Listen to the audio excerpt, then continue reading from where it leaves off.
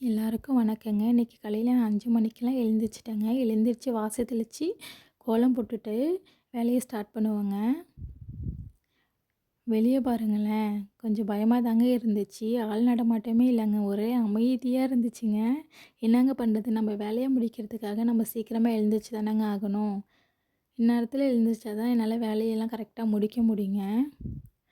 இப்போ கிச்சனுக்குள்ளே வந்து பார்த்தா உளுந்தும் நல்லா ஊறிடுச்சு. நைட்டே 1 மணிக்கு நான் ஊற வச்சுட்டேங்க இட்லிக்கு மாவு அரைக்கிறதுக்காக. அரிசியும் ஊறிடுச்சு. நைட்டே கிச்சன்லாம் க்ளீன் பண்ணி வச்சுட்டு தாங்க படுப்பேன். இப்போ தான் காலைல எழுந்துச்சி நம்மளால டென்ஷன் இல்லாமல் வேலையை செய்ய முடியுங்க. இல்லைன்னா அந்த வேலை கிடக்குது, இந்த வேலை கிடக்குதுன்னு ஒரு வேலையுமே பார்க்க முடியாது. பாப்பாவுக்கு ஸ்நாக்ஸுக்கு கொடுத்து விடுறதுக்காக கொள்ளு பயிர் ஊற வச்சுருந்தேன். அதுவுமே நல்லா ஊறிடுச்சுங்க. மீதம் இருந்த நேத்திக்கு வடித்த சாதத்தில் மீதம் இருந்துச்சுங்க. அதில் தண்ணி ஊற்றி வச்சுட்டேன். அதை நான் சாப்பிட்டுக்குவேன். இப்போ மாவு அரைக்கணுங்க. மாவு அரைச்சிக்கிட்டு நான் சைடில் வந்து வெங்காயம் தக்காளிலாம் கட் பண்ணி வச்சுட்டேங்க முன்னாடியே. அதை வந்து வதக்கிக்கிட்டு இருக்கேன் அடுப்பில். அந்த சைடில் வந்து மாவு அரைச்சிடுவேன். மாவு போட்டுட்டுங்க எனக்கு கொஞ்சம் பயமாக இருக்குங்க. எப்பொழுதுமே நான் மூடி வச்சு தான் அரைப்பேன். இல்லைன்னா ஏதாச்சும் உளுந்துருமோ அப்படின்னு கொஞ்சம் பயமாக இருக்கும். நல்லா மூடி போட்டு தான் அரைப்பேன். உளுந்த போட்டுட்டு மூடி வச்சுட்டு இப்போ வெங்காயம் தக்காளி வந்து கேஸ் ஸ்டவ்வில் நல்லா வதங்கிக்கிட்டு இருக்குங்க. அது என்ன ஆச்சுன்னு பார்ப்போங்க.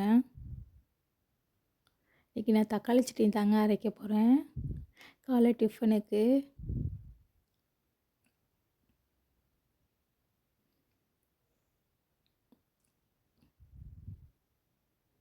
மூடி வச்சுருவோம். தக்காளி வெங்காயம் நல்லா வதங்கிடுச்சுங்க. இப்போ தேங்காய் சேர்த்துக்குவோம். தக்காளி சட்னிக்கு வந்து அந்தளவுக்கு வதங்கலாம் தேவையில்லைங்க. நார்மலாக வதங்கி இருந்தால் போதும். ஏன்னா நம்ம தாளிச்சிட்டு கொதிக்க விடுவோம்ல, அப்போ வந்து நல்லா இதாகிடும். அதனால் இந்த பச்சை வாசனைலாம் இருக்காதுங்க எதுவும். நல்லாவே இருக்கும். இப்போ தேங்காய் மட்டும் நல்லா வதங்கணுங்க. நான் எப்பொழுதுமே சிம்மில் வச்சு தாங்க வதக்குவேன். ஹையில் வச்சா அடியில் காந்திடுது. அதனால் சிம்மில் வச்சு தாங்க வதக்குவேன். அப்போ தான் நல்லாயிருக்கு கருகாமல்.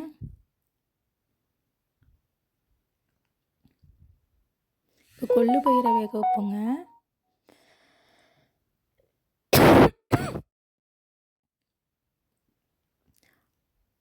கொள்ளு பயிர் வேகட்டும். அதுவுமே நான் சிம்மில் தாங்க வச்சுருக்கேன்.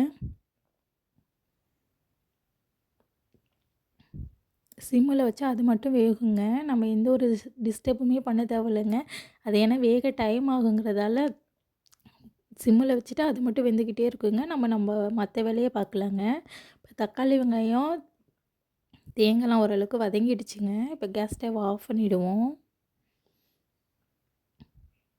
இப்போ நான் மாடிக்கு போகணுங்க. துணியை ஊற வச்சுட்டு வந்திருக்கேன். அதை துவைச்சி போட்டுட்டு வந்துட்டு வேலையை பார்ப்போம். துணிலாம் நல்லா ஊறிடுச்சுங்க. அதை நான் துவைச்சி போட்டுட்டு அதை என்னால் வீடியோ எடுக்க முடியல. பாருங்களேன், வானத்தை நல்ல கலர் வந்திருக்குல அந்த செவ்வானம். அதை உங்களுக்காக சும்மா எடுத்தேங்க.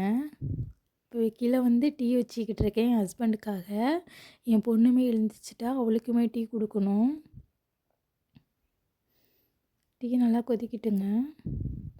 பொங்கி வரதால் அதை இது பண்ணிக்கிட்டு இருக்கேன். காலையில் 5 மணிலேருந்து அந்த 8:45 வரைக்கும் ரொம்ப பரபரப்பான நேரங்க எனக்கு. கிடுகிடுன்னு வேலையை முடிக்கணுங்கிறதுக்காகவே பரபரப்பாக இருப்பேன். இப்போ தண்ணி வர ஆரம்பிச்சிடும். போய் தண்ணி வேறு பிடிக்கணும்.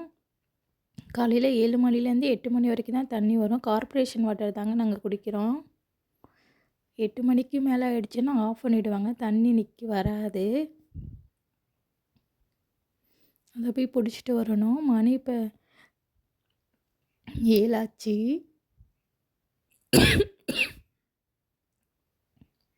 டீ ஆற்றிட்டு போய் என் ஹஸ்பண்டுக்கு கொடுத்துட்டு தண்ணி பிடிச்சிட்டு வரணுங்க.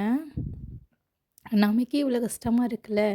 இந்த வேலைக்கு போகிறவங்களாம் என்ன பண்ணுறாங்கன்னு தெரில. எப்படி ஹஸ்பண்டையும் கிளப்பி விட்டுக்கிட்டு பிள்ளைங்களையும் கிளப்பி விட்டுக்கிட்டு அவங்களும் கிளம்பி மதியானம் லஞ்சு காலையில் டிஃபனு இதெல்லாம் எப்படி செஞ்சுட்டு போகிறாங்கன்னே தெரியல.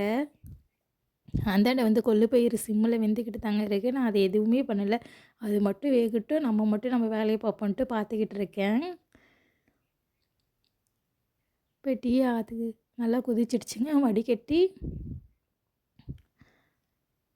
ஆற்றி போய் என் ஹஸ்பண்டுக்கு கொடுத்துட்டு வந்துடணும். தண்ணி வந்துருச்சுன்னு கூப்பிட்றாங்க. அதை போய் தண்ணி வேற போய் பிடிக்கணும். பக்கத்து வீட்டில் தாங்க போய் தண்ணி பிடிப்போம். அங்கே போய் தண்ணி பிடிச்சிட்டு வந்துட்டு வேலையை பார்க்கணுங்க, மற்ற வேலையெல்லாம்.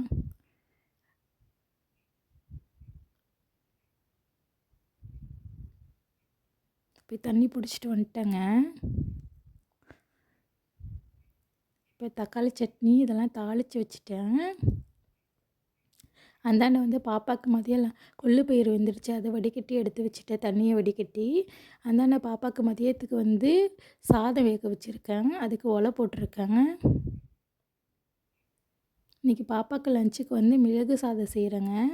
அவளுக்கு சளி அதிகமாக இருக்கிறதால மிளகு கொடுத்தா நல்லதுன்னு சொல்லுவாங்கள்ல, அதனால் மிளகு சாதம் செஞ்சு கொடுக்குறேன். தனியாக மிளகு கொடுத்தா சாப்பிட மாட்டான், அதனால் இப்படி சாதமாக செஞ்சு கொடுத்துட்டா சாப்பிட்டுட்டு வந்துடுவாங்க. அதுக்கு தொட்டுக்க வந்து முட்டையை உடச்சி ஊற்றி அந்த ஆம்லேட் மாதிரி போடுவாங்களே, எம்டி ஆம்லேட்டு, அந்த மாதிரி தான் செஞ்சு கொடுத்துருக்கேன். வெங்காயம்லாம் போட்டால் அவளுக்கு பிடிக்காதுங்க ஆம்லேட்டில். அவளை கிளப்பி வச்சுட்டேன். இப்போ தோசையை ஊட்டிவிட்டு அவளை கிளப்பி விட்டேங்க. அப்புறம் நம்ம சேனல் லைக் பண்ணுங்கள், ஷேர் பண்ணுங்கள், கமெண்ட் பண்ணுங்கள். என் பொண்ணு ஹஸ்பண்டு கிளம்பிட்டாங்க. பாய்ங்க. தேங்க்யூ.